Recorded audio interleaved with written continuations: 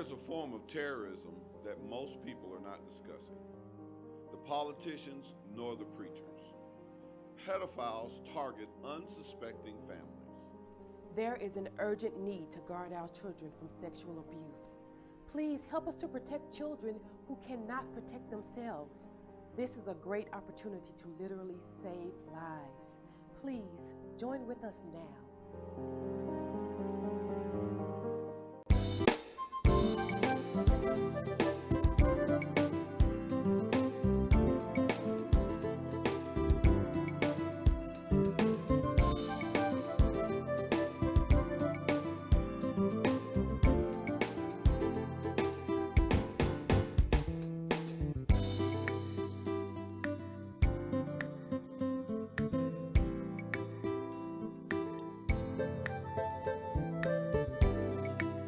Program today, Marilyn Ghigliotti, you know, of course, from the cult classic Clerk, but also, of course, for the great work she's been able to do on television as well. We're going to talk to Marilyn not only about her journey as an actress, but what it's been like for her to do what she loves, meet her fans, as well as what's coming up next for her as well. Marilyn, thank you so much for the time today. Oh, you're welcome. I'm so glad to finally actually meet you rather than talking on the phone. I know, right? I think we've had 3 interviews on the phone. We have.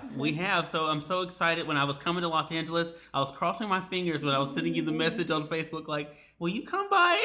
And I was so glad when you said yes. And I love the fact that you are one of these people, one of the reasons why I wanted to talk to you, Marilyn, because you have been able to realize what you love, what you're good at, and to be able to share that in a way that has really been able to not only bring your fans in, but they are so excited to be a part of the experience. I mean, what is it like for you to have a profession that you do enjoy, but that also brings so much enjoyment to others?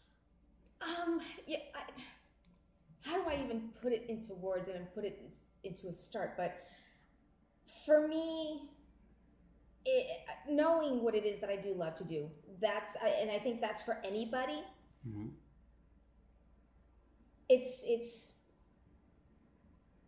It's a big positive for most people, because there's so many people out there that don't know what to do with their life. They don't know what their passion is. And yes, they have a lot of passions, but they can't hone in on the one that they really would like to do for the rest of their life, what they want to do as a business or anything like that. And there's some people who don't want to do their passion as a business, right? Because they don't want the love of it to go away. But I don't know. I think that if you do love it so much, the love of it won't really go away. You just kind of find, different ways of being able to do it and make it fresh, maybe sometimes. Sure. But I know for myself, loving what I do, I mean, and even if it's not at the point where I want it to be, mm-hmm. when I see other people questioning their purpose, their life, what they want to be doing, I try to give them some kind of encouragement. Yeah.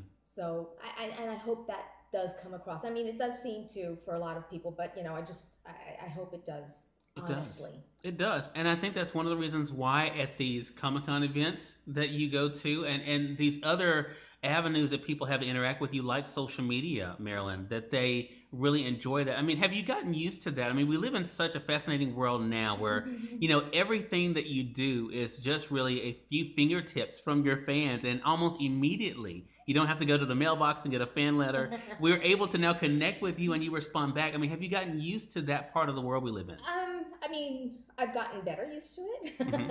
I don't know that you can always get used to it. Because sometimes, I mean, to be honest, it's like you do have to kind of censor yourself sometimes. Yeah. Whether it's about my personal life or if it's about someone else's life and about life in general, about what's going on out there. So you kind of have to censor a little bit because you don't want to start some kind of an argument. Right. And sometimes it's a senseless argument as well.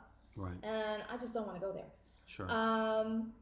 But it's not like people don't know who I am and that I'm not honest about certain things. Right. Even though there's a little bit of censorship there.